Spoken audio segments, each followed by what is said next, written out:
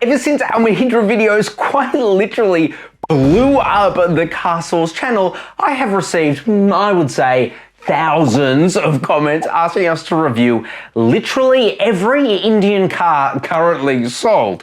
Here's the thing though, in Australia, we get 3. And we've reviewed them all: the Mahindra Scorpio N, the Mahindra XUV 700 or 700, and the Mahindra PikUp. So in light of that, I thought it would be really cool to go through 3 really popular Indian cars we don't get in Australia that I would love to drive, and also give you my initial and honest thoughts on each one, because some of them are pretty wild. So let's start with number 1.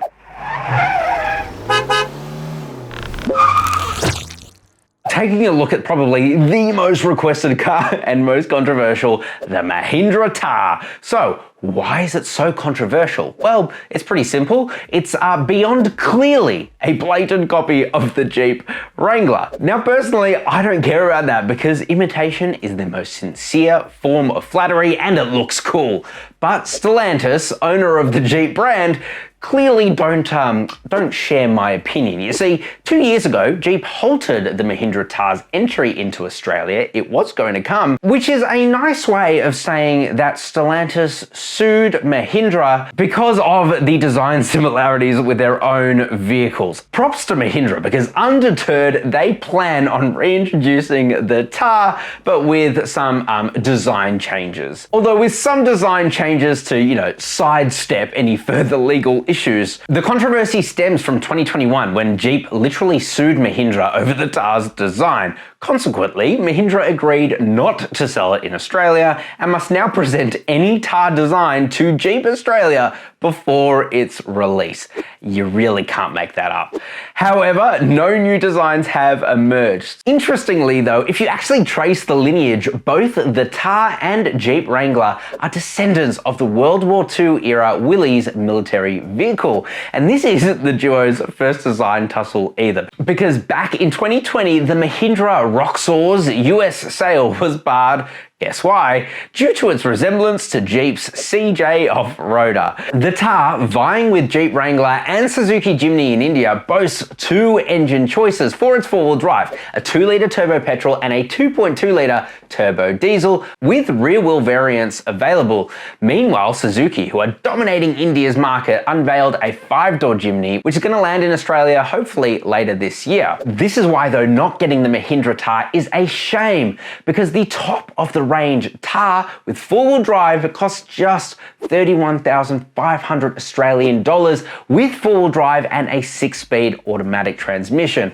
Personally, I really want the Thar to come to Australia. It looks cool, it has the same proven reliable 2.2-litre turbo diesel M-Hawk engine as the Mahindra PikUp, and is frankly just another budget 4x4. So what's not to like? Okay, so number 2 on the list is the Tata Harrier. So Tata Motors has an interesting and actually checkered history in Australia. Tata Motors, the Indian car manufacturer, made 2 distinct attempts to establish a foothold in Australia within the last 25 years. In 1996, Tata entered Australia with its Telco line, a straightforward ute, distributed by a third party called Anagar Automobiles. Even though it was one of the country's cheapest utes, its design was quite old, originating from about 1988. Its engines were from Peugeot, and Telco line came in various body styles, but only with a manual transmission. By the turn of the millennium, Tata introduced the Safari SUV, a model targeted at rural buyers. Despite its low pricing, the Safari was criticized for its outdated design and lackluster build quality, receiving some pretty scathing reviews, like this one from the UK's Total Off-Road, which outright discouraged its purchase.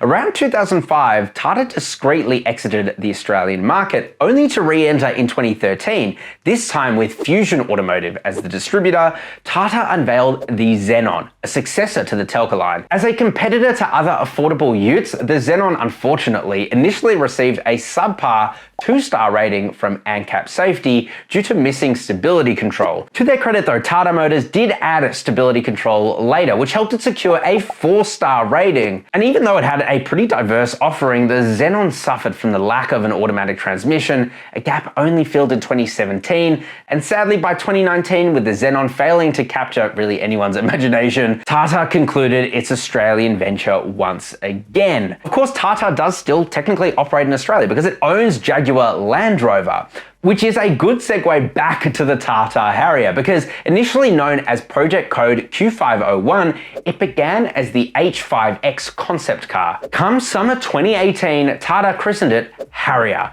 It's a mid-sized SUV based on the Omega Arc platform, which is a clever adaptation of the Jaguar Land Rover D8 platform, which interestingly is the underpinnings to models like the Range Rover Evoque. That's wild. In essence, the Omega Arc is a cost-efficient luxury Land Rover platform with cheaper materials and a redesigned rear suspension. Under the hood, the Harrier boasts a 2-litre multi-jet turbo diesel engine, making a pretty healthy 105 kilowatt of power, 350 newton meters of torque. It is definitely one of the pricier Indian cars though. It starts at 28,000 Australian dollars and maxes out at about 45,000 Australian dollars. Let's be honest though, for a mid-sized SUV, that's still very cheap. Oh, number 3, this one's, no joke, this one's my favorite. Only because I'm a bit of a weirdo. You are looking at the Land Cruiser 70 series of India, the Mahindra Bolero Classic. This thing looks like a Mercedes-Benz G-Wagon and a Land Cruiser 70 series had a baby. Except the Bolero is not four-wheel drive, rather a two-wheel drive 7-seater. It first came out in 2000 and has undergone several facelifts in that time. In fact, there is a heavily influenced Bolero Neo out now you can buy, but you can still buy the standard Bolero Classic brand new. Powering this 1.65 ton beast is a 3-cylinder M-Hawk 75 diesel engine. Get this, it puts out 55.9 kilowatt of power and 320 newton meters of torque. This thing is so slow, the approximate 0 to 100 is somewhere close to 20 seconds using its 5-speed manual transmission. The interior looks straight out of the late 90s with faux wood grain, and I absolutely love it for that.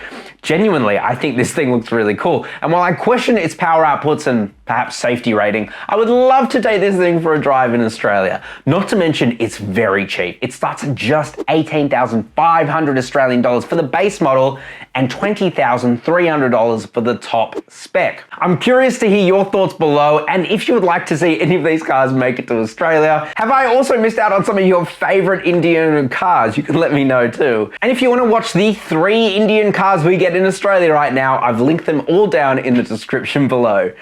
Ciao for now.